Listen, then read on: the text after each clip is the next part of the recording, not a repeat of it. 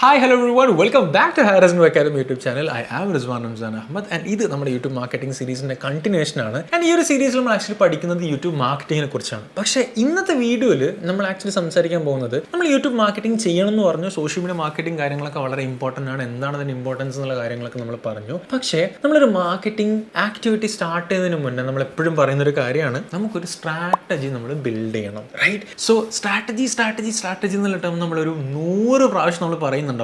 പക്ഷേ ഏറ്റവും ബേസിക് ആയിട്ട് ഒരാളടുത്ത് പോയിട്ട് എന്താണ് ഒരു സ്ട്രാറ്റജി അല്ലെങ്കിൽ എന്താണ് ഒരു സ്ട്രാറ്റജിയിൽ ഉണ്ടാവേണ്ടതെന്ന് ചോദിച്ചു കഴിഞ്ഞാൽ അവർക്ക് പലപ്പോഴും കൺഫ്യൂസ്ഡ് ആയിട്ടിരിക്കുന്നത് ഞാൻ കണ്ടിട്ടുണ്ട്. അല്ലാന്നുണ്ടെങ്കിൽ പലപ്പോഴും അറിയാതിരിക്കുന്നത് ഞാൻ കണ്ടിട്ടുണ്ട്. റൈറ്റ്? സോ ഇന്നത്തെ വീഡിയോ നമ്മൾ ആക്ച്വലി എന്താണ് ഒരു സ്ട്രാറ്റജി എന്നുള്ളത് നമുക്ക് എന്ത് ചെയ്യാം, ഡിസ്കസ് ചെയ്യാം. റൈറ്റ്? സോ ഉദാഹരണത്തിന് നിങ്ങൾ ഇന്ത്യൻ ക്രിക്കറ്റ് ടീമിൻ്റെ കോച്ചാണെന്ന് വിചാരിക്കാം. ഓക്കെ, നിങ്ങൾ നാളെ ഓസ്ട്രേലിയ ആയിട്ട് വേൾഡ് കപ്പ് ഫൈനലിൽ കളിക്കാനായിട്ട് പോവുകയാണ്. ഈ കളിക്കാൻ പോകുന്നതിന് മുന്നേ നിങ്ങൾ എന്ത് ചെയ്യും?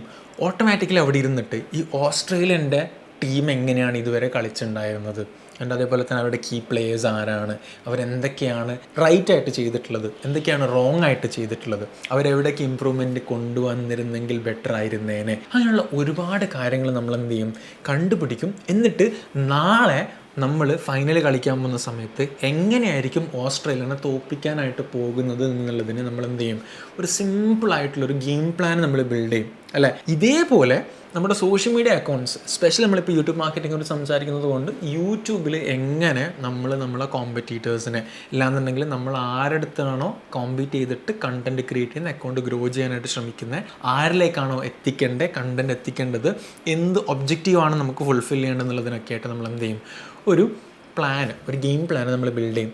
ഈ ഏറ്റവും സിമ്പിളായിട്ട് കുറേ കൂടെ താഴേക്ക് വന്നിട്ട് ഞാൻ പറയുകയാണെന്നുണ്ടെങ്കിൽ, നമ്മൾ നാളെ ഒരു യൂട്യൂബ് മാർക്കറ്റിംഗ് ക്യാമ്പയിൻ സ്റ്റാർട്ട് ചെയ്യുന്ന സമയത്ത് എന്താദ്യം ചെയ്യും, പിന്നെന്ത് ചെയ്യും, എവിടെ നിന്ന് നമ്മൾ തുടങ്ങും, എവിടം വരെ നമ്മൾ പോകും, ഇപ്പോഴെവിടെയാണോ ഉള്ളത്, എവിടത്തേക്കാണ് നമുക്ക് പോകുന്നത്, അതിനനുസരിച്ചിട്ടുള്ള ഒരു സ്റ്റാർട്ടിങ് പ്ലാൻ. ഏറ്റവും സിമ്പിളായിട്ട് നമ്മൾ എവിടെ തുടങ്ങും, എന്ത് ചെയ്യും എന്നുള്ളത് ഡിസൈൻ ചെയ്യുന്ന അല്ലെങ്കിൽ എന്നുള്ളത് ഡിസൈഡ് ചെയ്യാൻ വേണ്ടിയിട്ട് നമ്മളെ ഹെൽപ്പ് ചെയ്യുന്ന ഒരു ബേസിക് പ്ലാനിനെയാണ് നമ്മൾ എന്ത് പറയുന്നത്, ഏറ്റവും സിമ്പിളായിട്ട് സ്ട്രാറ്റജി എന്ന് പറയുന്നത്. റൈറ്റ്? സോ നിങ്ങളൊരു ക്രിക്കറ്റ് കോച്ചായിട്ട് ചിന്തിക്കുക. അല്ലാന്നുണ്ടെങ്കിൽ നാളെ നമ്മൾ മുന്നേ കളിക്കുന്ന കളി ഉണ്ടല്ലോ, അതായത് കല്ല് കട്ടി വെച്ചിട്ട് കല്ലെറിഞ്ഞിട്ടിട്ട് നമ്മൾ ഗോരി കളിക്കും. റൈറ്റ്? ആ കളിക്കുന്നതിന് മുന്നേ പറയും നീ ഭാഗത്ത് ഓടണം, നീ ഭാഗത്തേക്ക് ഓടണം എന്നൊക്കെ പറയുന്നത്. റൈറ്റ്? സോ അതും ഒരു സ്ട്രാറ്റജിയാണ്.